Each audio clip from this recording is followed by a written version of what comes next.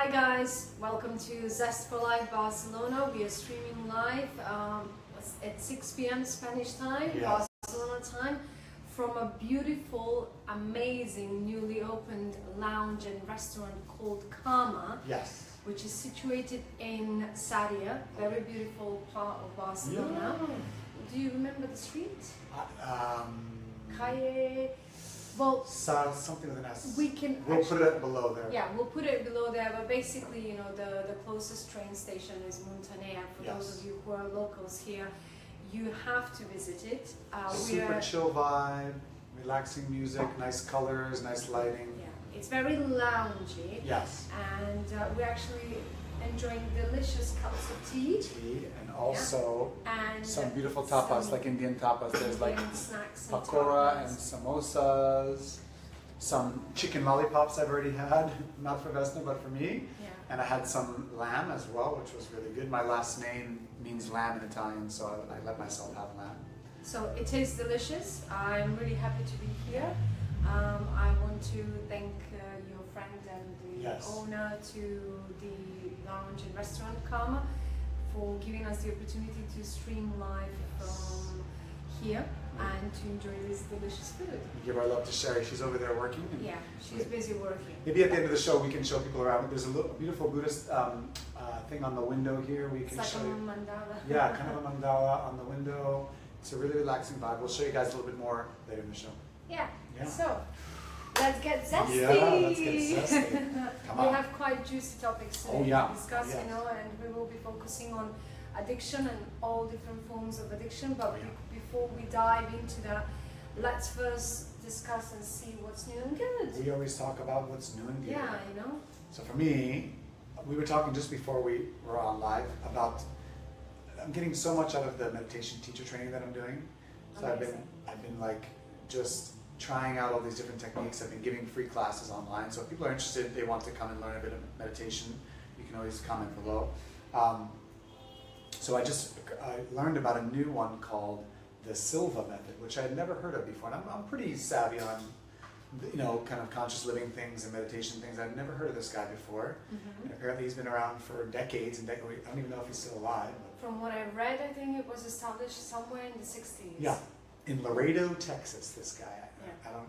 So anyway, I'm really excited about it because we've talked on the show about affirmations before, and this kind of meditation deals with alpha brain waves and how to get the brain into a state that it's more receptive to reprogramming, because you have programming in your brain. And so anyway, I'm just excited to try it out. So Vesna and I are thinking about buddying up and holding each other to account for a 50-day reprogramming of any kind of negative patterns that we've got underneath our conscious mind.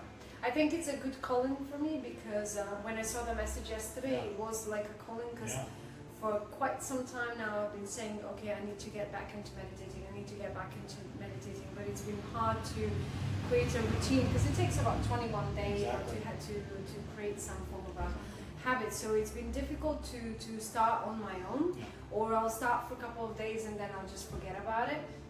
But very common with meditation. Yeah, very common. And with many things, because we're so oversaturated at the moment. We live very busy and on-the-go lifestyles. But like, it's always good, and this is an advice for the audience, that like, if you want to try, it's good if it's your first time to team up with somebody, because then you can hold each other accountable. So, you know, you feel responsible for the other person, so you have to show up. And one of the best things about this Silva method is that you do it directly upon awakening, so it's less likely that you'll be distracted during your day and not do it. Like you develop the habit of when you first wake up, and it's quite quick in the morning. Get it done, get it out of the way. And if you create a really efficient and short affirmation that is impactful, then you can get it done pretty quickly. So. And I think it's also a great way to start the day, you know, in a positive set of mind, positive affirmations, and I'm quite looking forward because there's definitely a few blockages we need to. Oh yes. So we were thinking maybe we're going to start November 1st. So when we have our last show, that'd be November 1st actually. That'd actually be that day. Is it that day? I think it's that day. So we can tell you, our first day of this, we can share with you more about what our experience was like on the first day. So that's what's new with me, and then I'm going to switch, but that's more what's coming up next. What else is new? Well, you went to the beach today. I went to the beach today. If you look on my Facebook, you saw that. I put my feet in the sand. Always good for me. Got a little bit of color. That felt really good. What else is new? I'm sick of talking about it, but I made more progress with the website for the co-coaching spot. Then stop talking about it. I know, but I'm really excited about it.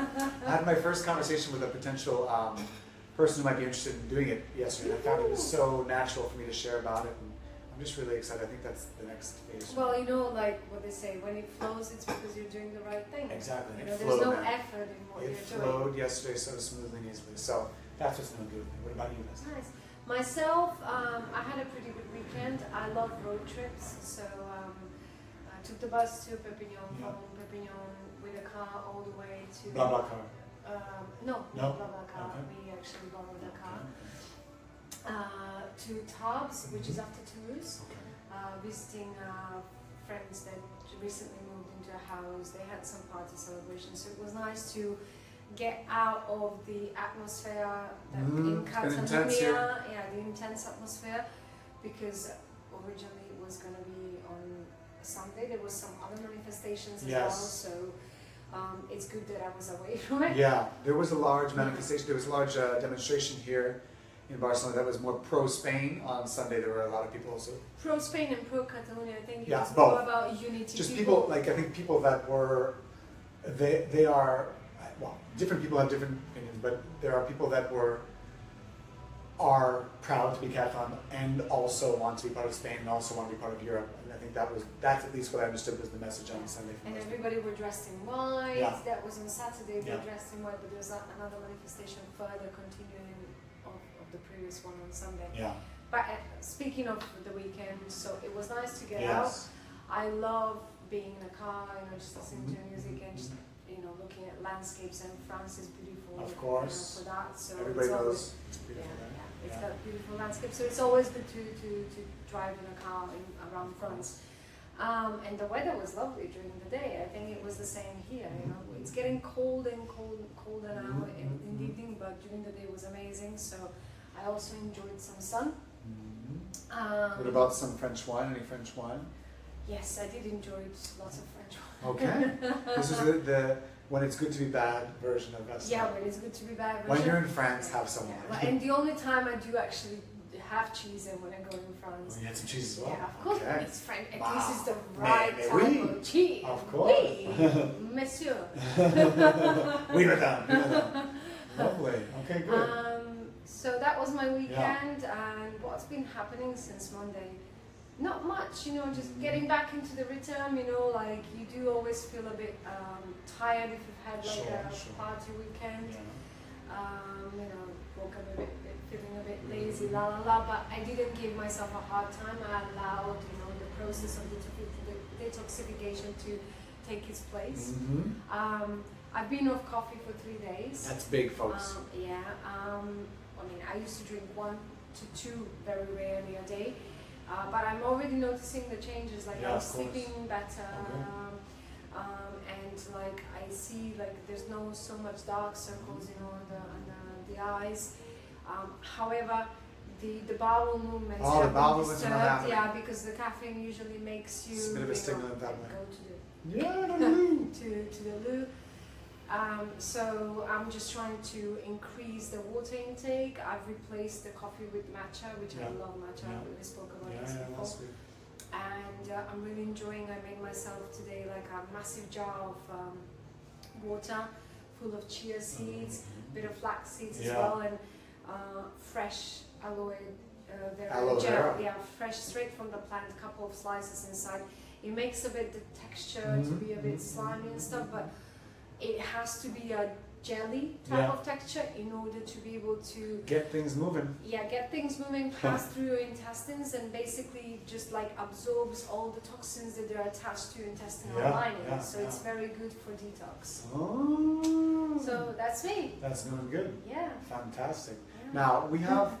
Obviously, we used to have music breaks, and now we don't know exactly what's going to happen on each of these breaks. I really don't know what to tell you as far as we didn't talk about it before the show. No, we haven't really talked about it, and sometimes it's nice to just leave it and see what's going to come out.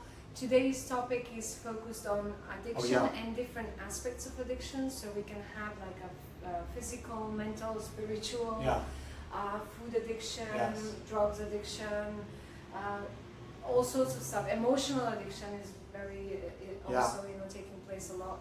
Very present with people. So I don't know whether we should dive and start talking about it, or we should do some break of like just a general breathing. Yeah, we're just breathing. Yeah, shall we do we'll that have to thing do that one again again to get ourselves present? Do you remember, if you were watching last week, you saw us do this Tony Robbins technique, which looked a little bit strange, but it definitely, if you weren't here last week, try it out. It's pretty powerful to really get you present where you are. I found the interview actually, Okay. with him talking. That is part of his morning routine. Okay. So he wakes up, and first he's got a hot and cold shower, and then he goes into a cold water for a couple of minutes, because obviously it wakes up the muscles, and there's that massive, like strong contraction, And you've tried it before. You had cold showers. Well, yeah, when I did Kundalini yoga teacher training, that was one of the things they were really speaking about, was making sure that you take a cold shower in the morning. I resisted doing that, but then this summer I did do some cold showers. I did like it actually. It's nice. So he starts with that, and it's really good because it strengthens your immune system, so you're more resistant to colds. Okay. So he starts with that, and then it's the 3 times per 30 with the breathing. Yeah, but we're not doing the cold shower right now. We're just going to do the 3 times per 30. Oh, there's no shower. Unfortunately. Okay. All right, so let's do that. If you guys want to join us for this part of the show, Should you we can. just say what it is again? Yeah, please tell them. So basically, you sit comfortably. Don't lay down somewhere to support your back, because that is putting you in a more relaxed state. The idea is to be alert. You can sit on a chair, you can sit cross-legged, whatever you prefer. And basically, it's a very fast inhale, exhale through your nose, but at the same time, you're moving your arms up and down. So it's like,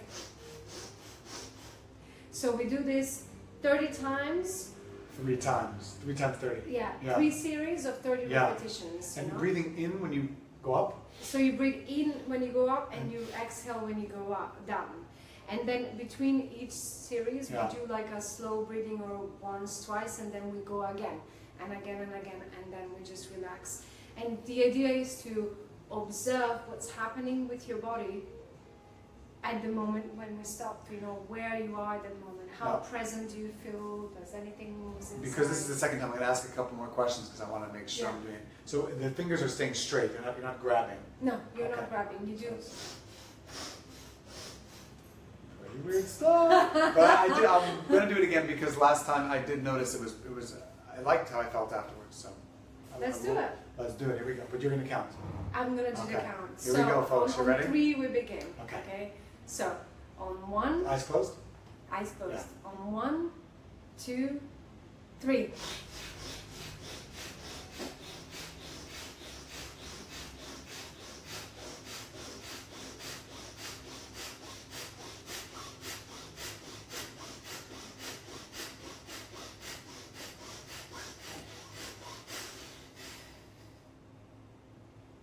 Relax a bit. Breathe normally. And we're going to begin again on 1, 2, 3.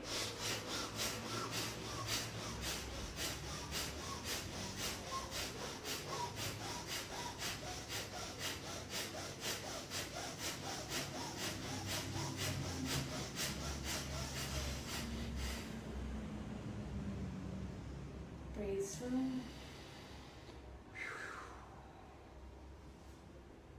Last one, right? Last one. Okay. 1, 2, 3.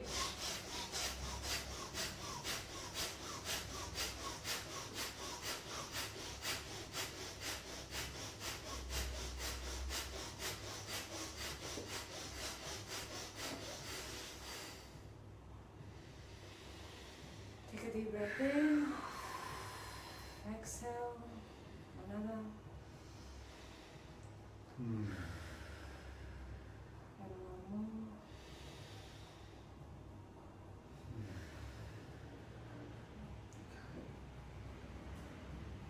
When you're ready, you can open your eyes.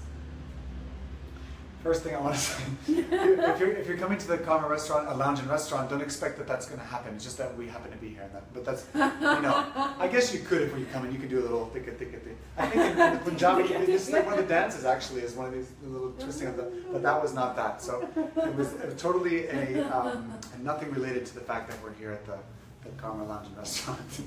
But so if you did do the exercise, I'm curious to hear your response below. You can comment, ask questions. Let us know. Anything you want. Yeah, for me, what I noticed again, the same thing. It's like there's presence. Yeah, it's like my mental world gets clear, and I'm like, oh, that's what I just was very clear. This is what I want to say when it finishes, and I like how I feel afterwards. Simple as that. I'm a big fan of these kind of like somatic work. I've been doing that for many years, so I know the kind of state change it can make in my mind, in my being, in my body. So I enjoy them. Good. And different people are different, I'm sure. You do. Thank you. Yes. Yeah. So now we want to talk about. So I'm leading this one, right? So I'm saying there's a spectrum to addiction, right? So we were talking about this a couple of days ago. We always talk about what we're going to speak about on the show, and we were talking about there actually are things that are. The word addiction has this connotation like it's always a negative thing, and I don't think it actually is, because I was saying about how I'm pretty much addicted to yoga. Like I have not gone 1 week in my life in 17 years without doing yoga at least twice, probably 3 or 4 times. In the week. Yeah, like amazing. I would say I'm addicted to yoga. As far as like, I don't want to not do it. I want to always do it, but it works for me. Like it's never been. Occasionally, if I've taken it too far, I've maybe hurt myself a little bit. But broadly speaking, that's a good kind of addiction. Like I like that one. So so there's things like that, and then there's things that are detrimental for So see, in the past, I think, not now, although I still like chocolate a lot. I would say pretty close to addicted to chocolate. When I arrived in London, I really noticed it. I was like, okay, I don't seem to be able to finish a meal without something sweet afterwards. And it's just a signal that it sends, your body after you've actually digested something. Exactly. It's just a habit. And it wasn't super bad for me for many years, but then I realized there was a connection between that and restless legs, which I was having. I noticed that. So then it became something that didn't work for me. So yeah, so there's good and bad addictions. I'm curious to hear what other people have as far as addictions that work for them. And I think it's good for us to destigmatize the word addiction, because. Yeah, to put a bit of a whipped cream on top, to kind of soften it up. But it really depends on on the level of addiction you have, because I do believe that they can be detrimental. We all know that, but they can really serve a purpose and they can be positive. What's a good addiction you have?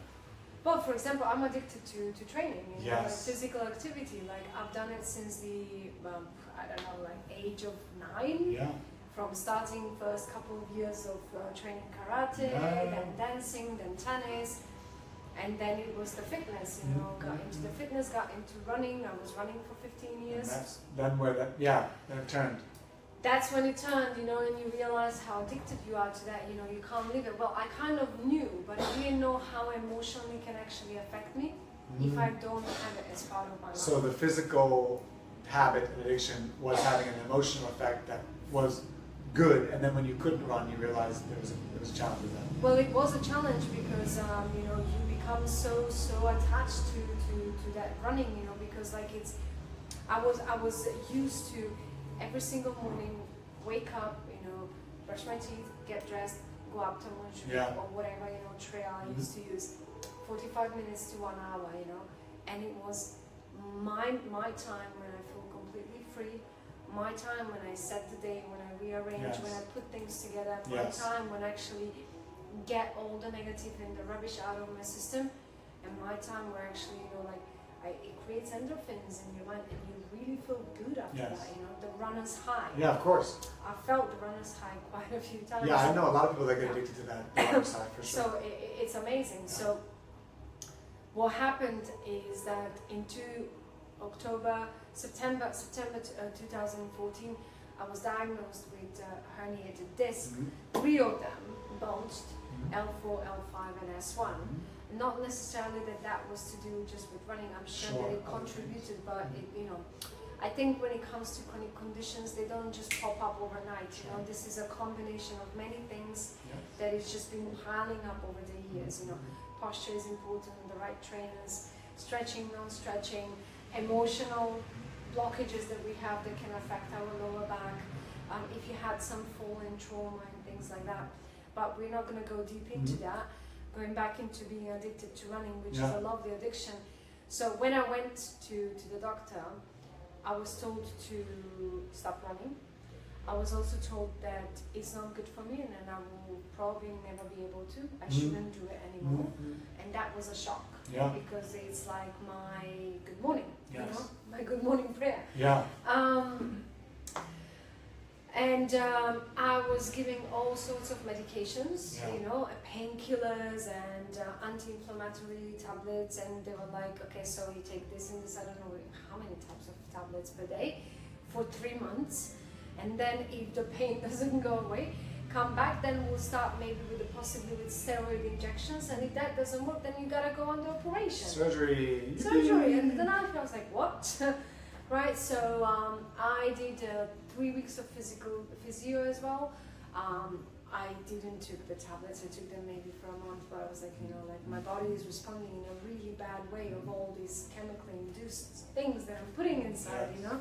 Because like anti-inflammatory tablets, they can be really strong on the digestive system. So when that happened, I had to take a break because I was in a lot of pain, not because I wanted to take a break. I wasn't capable of doing it apart from some mild stretches and going to massages and things like that.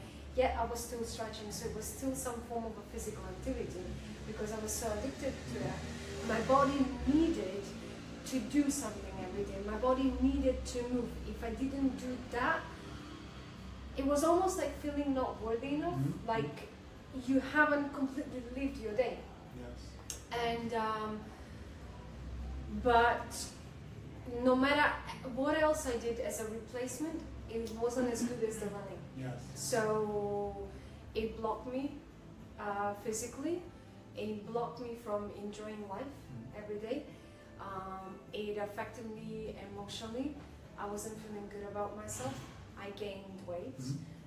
It played on the confidence. Now, when you look back at it, like, what could you have done differently so that you didn't end up only with running as your outlet? Like, was there something you could have done differently? Well, I already started doing different things. Before you had the symptom, or after the symptom? After the symptom. Is there anything that you could have done before now that you're looking back? You mean like before in terms of running? Well, I was doing different type of exercise. I did yoga before, not as intense. And you didn't get the same kind of high? I didn't get the same kind of high. I did got some form of a high from spinning. I was addicted from spinning for a couple of for a couple of years, but nowhere close to the feeling of running. I don't know, but it was the combination because like. When you spin, you gotta go into a class and you're on the bike, the static bike. You like being out in nature. I like nature. Running in the nature, through the woods, you know, through trails, listening to your own music, you know, something that you maybe if you had done an actual bicycle through the woods, maybe. Not that it should have been any different, but just like kind of. Yeah, it's just that you don't think about these things when something feels so good. Exactly. You know, and you feel so empowered and you feel like you are unbreakable, you know, especially when you're at your high, at your peak, and you're like in the middle of your running session, when you don't want to stop. And there's such a balance with that, because, you know, we are all looking for that kind of experience of that high, you know, we want that, and it seems like such a good thing to be doing, to be running, and so it's fine. Really, I don't know how the answer to this, but like, just know, I guess, how can we, I'm asking, and balance. How can we, I don't know if maybe what for me I'm thinking would be like every time I'm feeling that high with a particular activity, person, anything, just kind of pause and be like, okay, if I no longer had this activity or this person, how could I have this high? You know, maybe that's just a question I have to ask myself. Maybe it's not even about finding the same high, but accepting the fact that you're not gonna have it. Yeah. Because I was in denial. Yeah. Well, in denial. Not just in denial, but part of me deep down had faith that it could be done because we've practiced through running. No, I could be healed and I could run again. Mm-hmm. Yeah, like you were attached to running as the way to feel that. But also, you know, knowing that that there's so many alternative methods of healing, because we are both involved in the holistic world. You know, like for me, the tablet was not just the answer. It didn't stop there. You know, like it's not possible. I do believe in the power of the mind. I do believe that the body has the ability to heal itself when you put it into the right environment. Did you consider that you can get that same high another way? Like it didn't have to be through at that moment then you couldn't see it. It was not possible. No. Yeah, and this is I think that's it's funny. That's when it's addiction. Yeah, that's really what I think we're saying. Is what it becomes that when the illusion is that I can only feel this good when I do this particular thing or have this relationship. And it's like that's the illusion. I think that's really And I think it's the ego that is being attached to it. Yes. So then what the ego does is that it's stopping you from even being curious to explore other activities because it's so convinced that you're not going to get that anywhere else. Yeah, and so there's a kind of a fear and lack of that. Yeah. Well, there we go. All right, well, let's take a break, huh? So this is about physical addictions. Yeah, I'm sure many of you can relate to it. Oh yeah, and there's all kinds. There's all kinds of physical addictions. You can have people have sex addictions, the high you get from sex. And there's all kinds of things. So I thought maybe we could just pause and do a little bit of a meditation. Yeah, let's do it. Because for people to get, consider, and I'll lead you through this, and just to kind of explore what might be there for you, what currently is there for you that might be at the root of an addiction, that kind of addiction. So for people that are listening, you can just, if you're sitting down, that's great. If you're sitting on a chair, you just make sure your feet are placed on the floor. If you are able to, sit on the ground, but Vesna's going to stay here on this beautiful chair. If you're at home, you can. My Buddha. Yeah, she's got the Buddha next to her. If you're at home, you can sit on the ground, and then you'll be more comfortable, and you can let go a bit more. And the idea is just at first, bring your dominant hand and place it in your non-dominant hand in your lap. So if you're a so if you're a right-handed person, you'd put your left palm in your lap, and then bring your right hand, both facing up there. So the dominant is on top. Yes, but both facing up. Yep. And you're just breathing in the nose and out the mouth. And then you can either close your eyes or look through the eyelashes. Some people are more comfortable looking through the eyelashes than having the eyes completely closed. Just breathing in the nose and out the mouth. I'm going to take like a minute just to breathe in the nose and out the mouth. And I'm going to keep repeating myself because people keep joining the live stream, and I want to make sure they know what we're doing. So right now we're just getting into a quieter space of breathing. In the nose, out the mouth.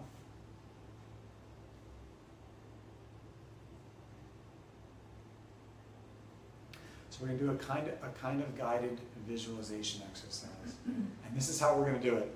I'm creating this in the moment as an idea for you to see if you can engage your imagination to be able to work with this experience, to see what you might be addicted to. So I want you to pretend that you've got some kind of magnetized suit on. So put on, imagine yourself putting on like a jacket and some jeans or some pants that are, if you're British, pants, not underwear, pants like trousers that are magnetized, okay? I want you to imagine you're putting that on. And then what you're going to do is you're going to imagine yourself walking forward through a forest. I just want you to look around the forest as you're walking through there and just notice if there's anything, like you're going to see all these different trees in this forest, and you're just going to notice, is there one of them that attracts you, that magnetizes you, that pulls you, that you can't seem to resist? And then you can look around and notice if there are different people there, different parts of your life that you might be attracted to, different activities that you do, different foods. Kind of visualize anything that comes to mind that you feel you cannot resist, that you get magnetized to, that you don't have a real choice in the matter, you kind of just get pulled into it. Just keep breathing in the nose and out the mouth and walk through, and see if you can walk through all those things and notice which of the things you can't seem to walk by without feeling that strong tug and that strong pull. Just keep breathing in the nose and out the mouth.